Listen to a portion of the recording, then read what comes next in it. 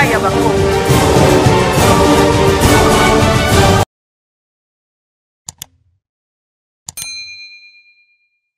Comme vous le savez, la justice est un transversal. Et nous avons voulu faire participer tout le monde.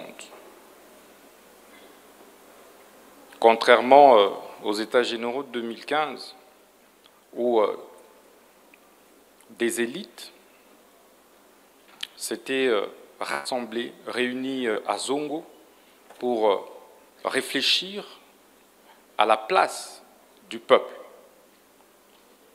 Nous avons voulu associer en amont, tout comme en aval, le peuple congolais dans toute sa diversité. Tous les acteurs et intervenants du secteur de la justice, étudiants, huissiers, maraîchers, avocats, magistrats, juges, professeurs, médecins, que sais-je encore, afin de pouvoir faire ce véritable diagnostic, nous regarder en face sans hypocrisie, avec sincérité, ressortir les véritables mots qui dérangent. Parce que nous n'avons que ce pays. Et nous n'avons pas d'autre choix que de le changer et de le développer.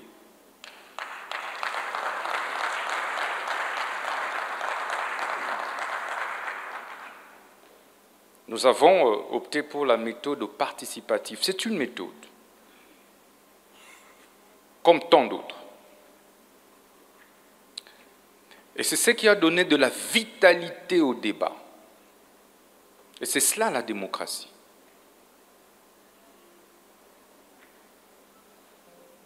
Il y a eu des moments d'échange assez osés, assez poussés. Et c'est ça la beauté des États généraux. Où nous ne pouvons pas tous penser de la même façon, tous regarder dans la même direction. Mais pour que des chocs des idées jaillissent la lumière, des solutions concrètes pour les problèmes qui dérangent notre justice.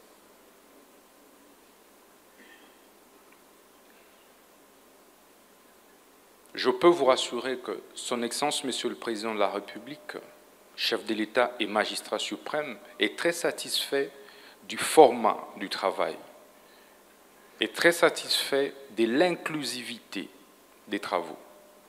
C'est cela la transparence. Donc vous n'allez plus dire que des gens se sont réunis pour boutiquer. Magistrats, juges, avocats, huissiers, greffiers, APJ, IPJ, tout le monde a parlé.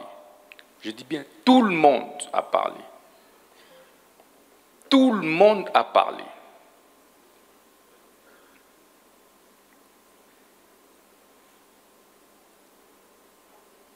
Mais après cette étape, il est essentiel maintenant d'entrer dans les travaux en atelier pour poursuivre les réflexions de fond.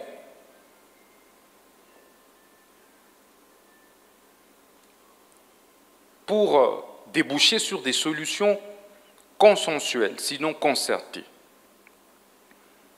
sur les réformes qu'il faudra mener à l'issue de ces États généraux. Je vous invite donc à pouvoir, plus que jamais, vous engager une fois de plus dans les travaux en atelier qui vont commencer tout de suite, et maintenant, et qui vont durer 48 à 72 heures, parce que nous accordons autant de l'importance à ces travaux.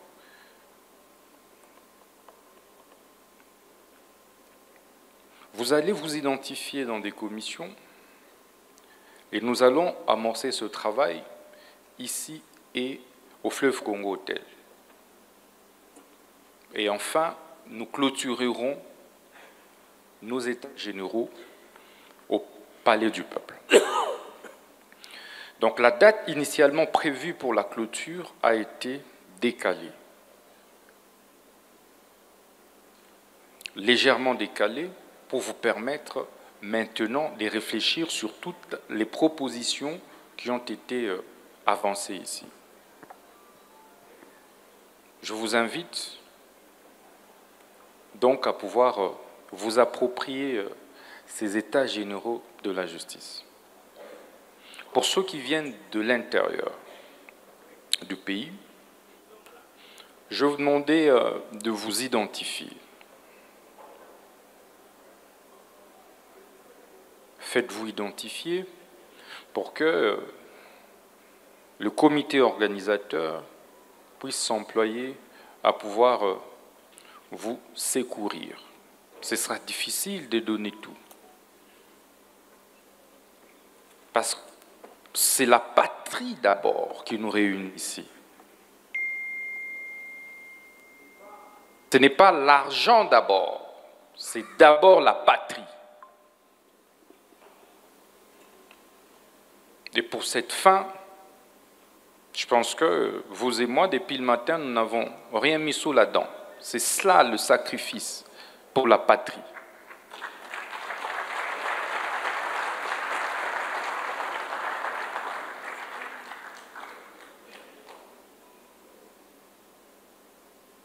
Si nous avions attendu avoir des millions pour organiser ces états généraux, nous n'allions jamais les organiser.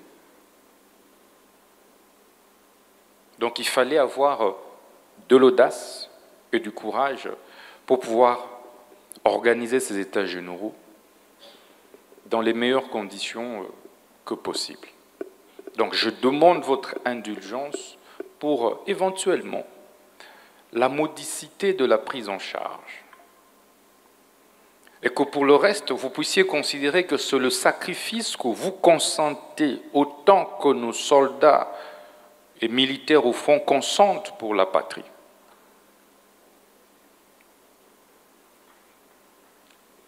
Donc sacrifions-nous pour la République. Et pour des revendications liées à la participation, n'hésitez pas de nous approcher. Nous sommes vos serviteurs. Le ministre est l'esclave de la population.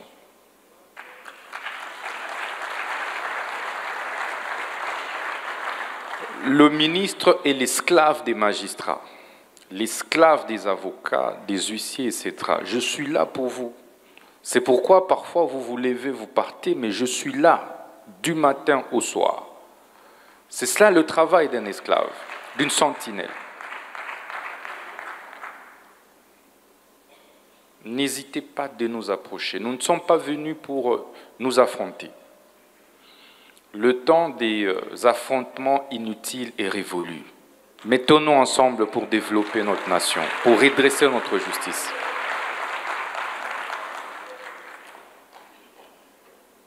C'est un cadre d'échange. Donc s'il y a des incompréhensions, nous devons nous retrouver pour pouvoir discuter et trouver des solutions à ces incompréhensions. Et ceci va nous permettre de sortir d'ici avec une nouvelle image de notre justice. Mais je peux vous rassurer, la détermination et l'engagement du chef de l'État et magistrat suprême pour redresser la justice dans tous les sens. Comme il a dit, de gré ou de force, cette justice sera guérie. Et il ne faudrait pas que vous vous sentiez concerné, touché. J'ai aimé, il y a plusieurs fois, vous avez indexé les politiques que je suis dans toutes vos interventions. Plusieurs fois, les participants ont indexé le ministre et la justice aussi. On a indexé le gouvernement auquel j'appartiens. Mais si je dois considérer cela comme des attaques personnelles, Alors ce sera difficile de donner le meilleur de moi pour trouver des solutions aux problèmes qui se posent en réalité. Donc nous devons dépassionner le débat, dépersonnaliser le débat pour parvenir à la vraie thérapie qu'il faudra administrer pour notre bonne justice. Il ne faudrait donc pas ici, même en travaux au niveau des ateliers, nous jeter des responsabilités. Nous n'en sommes plus là. Donc au niveau des ateliers, je vous prie de pouvoir aller sur des propositions, de manière froide, de manière sereine, sans état d'âme. Comment est gérée la carrière des magistrats et juges, les promotions? Comment est la prise en charge des juges et des magistrats? Comment faire pour pouvoir améliorer leurs conditions? Les avocats, comment pour régler toutes les incongruités dans la nouvelle loi et les avocats véreux, comment faire pour les nettoyer, pour les extirper des barreaux, les huissiers des justices? Comment faire pour nettoyer ces corps des huissiers? Les greffiers, comment faire pour améliorer les conditions de vie des greffiers qui souffrent énormément? Un greffier vous travaille plus que plus d'un des acteurs de la justice. Mais on l'oublie. Comment on fait pour que ce greffier qui est à Sekebanza, qui est à Lubao, qui est à Kisangani, soit pris en charge considérablement par l'État? Donc, allons vers des solutions. Allons vers des propositions concrètes. Ceci va nous permettre de sortir d'ici avec des résolutions qui seront mises en application. Je peux vous rassurer aussi que nous ne sommes pas venus ici pour parler changement, constitution, révision, constitution. Non, pas du tout. Donc, des manières vraiment de manière superficielle, certains, évidemment, ont parlé de cela. C'est pour des questions qui concernent le fonctionnement de la justice. Je crois que c'est clair.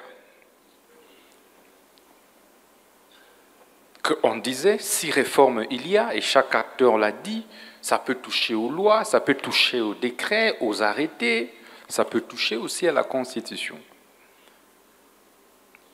Il ne faudrait pas qu'on sorte d'ici comme si ça a été une assemblée constituante. Ça n'est pas une assemblée constituante.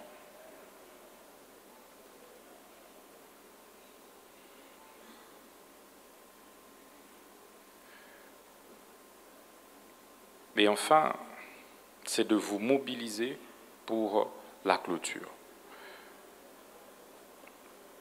qui pourra intervenir à la date qui vous sera confirmée, mais en tout cas d'ici la fin de la semaine.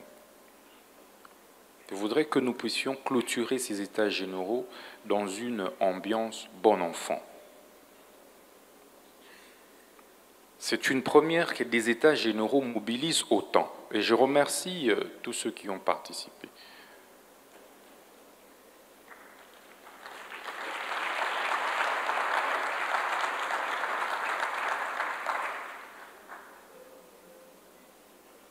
Parce que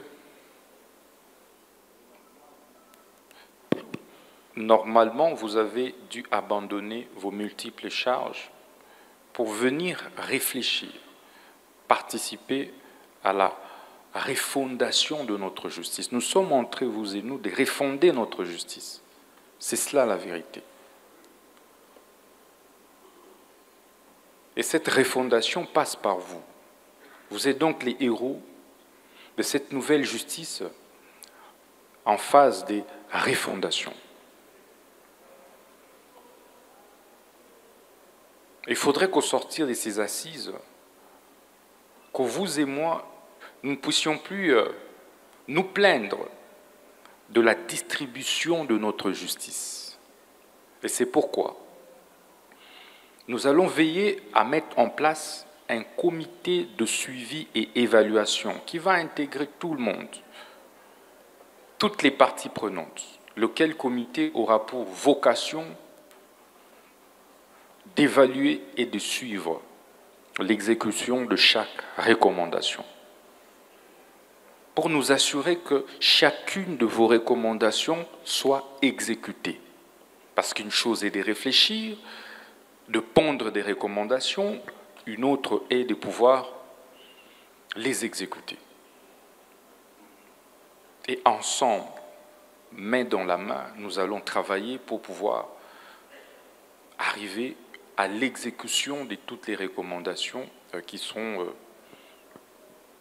reprises au niveau des conclusions de ces États généraux. Donc, sereinement, dans la tranquillité, j'ai reçu vos plaintes, faites-vous enregistrer, ne vous plaignez pas, sachez que nous sommes en train de nous sacrifier, nous tous, mais le peu de moyens mis à la disposition de l'organisation, nous allons nous assurer qu'il vous soit aussi distribué.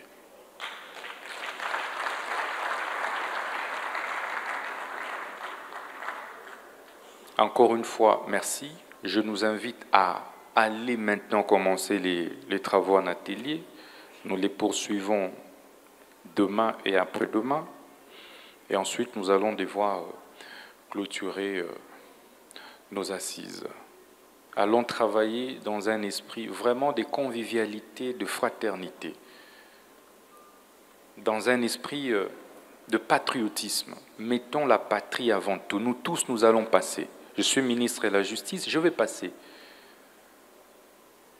Tu es avocat, tu vas passer. Tu es juge, tu passeras. Huissier, tu vas passer. Nous tous, nous allons passer. Mais qu'est-ce que nous allons léguer aux générations futures comme justice? C'est là le vrai problème.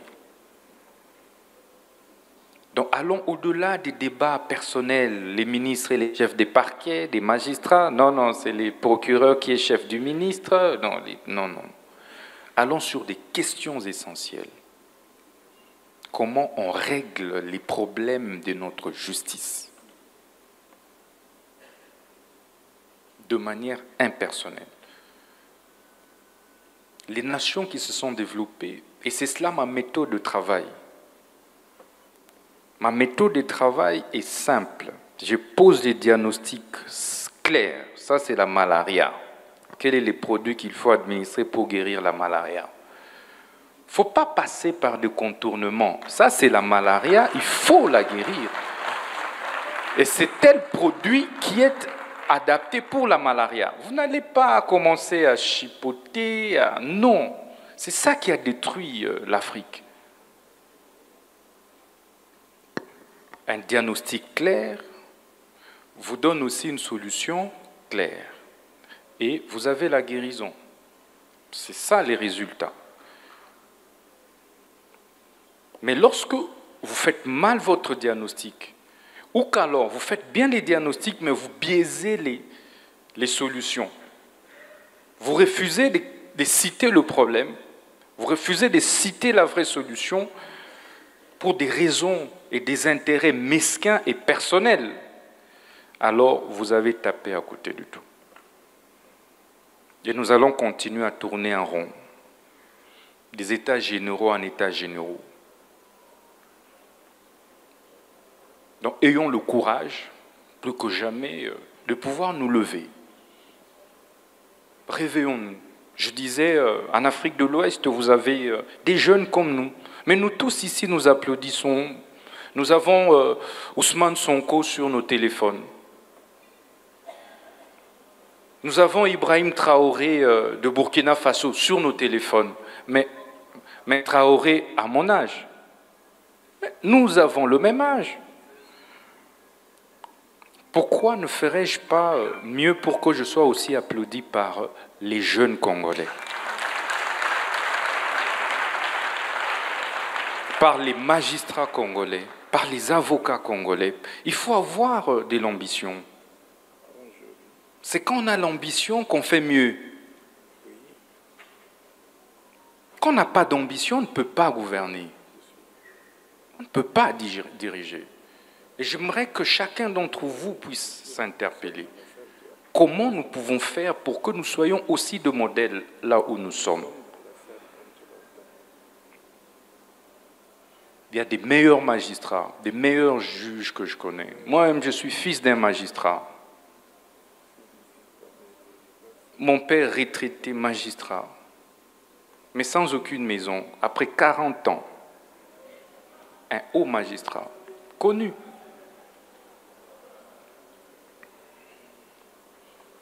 Parce qu'il était intègre. Il y a aussi autant d'avocats intègres que l'on connaît. Tu vois, dans la salle, les meilleurs juges et magistrats. J'ai gagné beaucoup de procès ici, à Kinshasa, sans avoir rien donné à un juge ou à un magistrat. Beaucoup de procès. Ça veut dire qu'il y en a des bons et des meilleurs. Les avocats, la même chose, les huissiers. Mais faisons en sorte de nous débarrasser des réseaux mafieux. Parce que dans chacune de ces corporations, il y a des mafieux. Et ce sont eux qui ont détruit notre système. Parce que nous n'avons pas voulu regarder ça en face. Les meilleurs se taisent et parfois laissent la place aux médiocres. Pourtant, les meilleurs, pourtant les honnêtes sont nombreux. Et l'objectif ici, c'est que les meilleurs, les honnêtes, greffiers, APJ, magistrats, pasteurs, juges, politiciens, que ces honnêtes passent devant. Et c'est de cette façon que nous allons guérir notre justice de sa maladie. Donc ayons le courage, sans état d'âme. Mais je peux vous rassurer qu'ensemble, nous allons demeurer imperturbables pour pouvoir amener jusqu'au bout ce vent du changement. Et sachez que tout changement rencontre des résistances. Un changement qui ne rencontre pas des résistances n'en est pas un.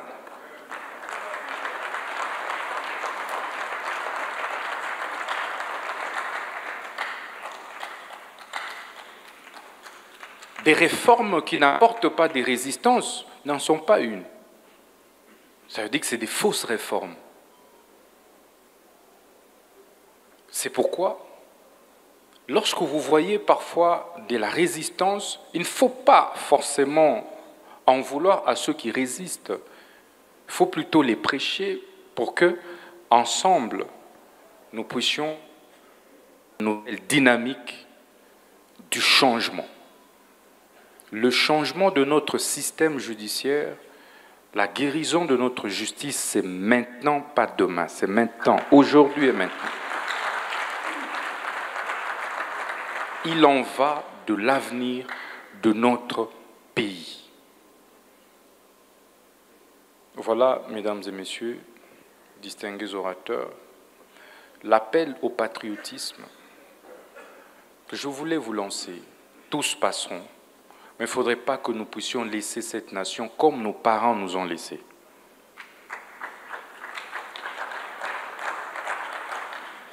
Il ne faudrait pas que nous puissions laisser notre justice comme nos parents nous ont laissés.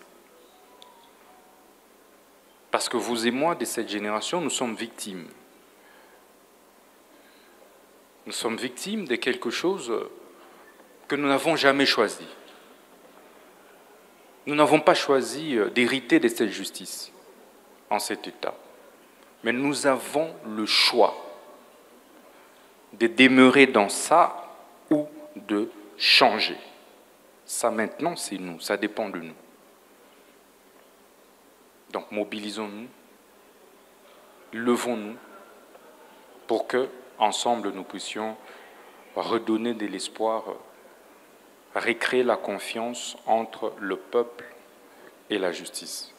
Pousser les gouvernants aussi à mettre suffisamment de moyens dans la justice, parce qu'il est incongru de penser réformer la justice, guérir la justice avec juste 2% de part réservée à la justice dans notre budget, sur les 100%. C'est impossible de pouvoir atteindre l'objectif. Mais c'est ensemble que nous pouvons faire réfléchir chaque partie prenante sur sa part des responsabilités. Si, au sortir d'ici, tout puisse changer. J'ai dit et je vous remercie. Merci beaucoup, Votre Excellence. Comme l'a annoncé... Congo Avenir.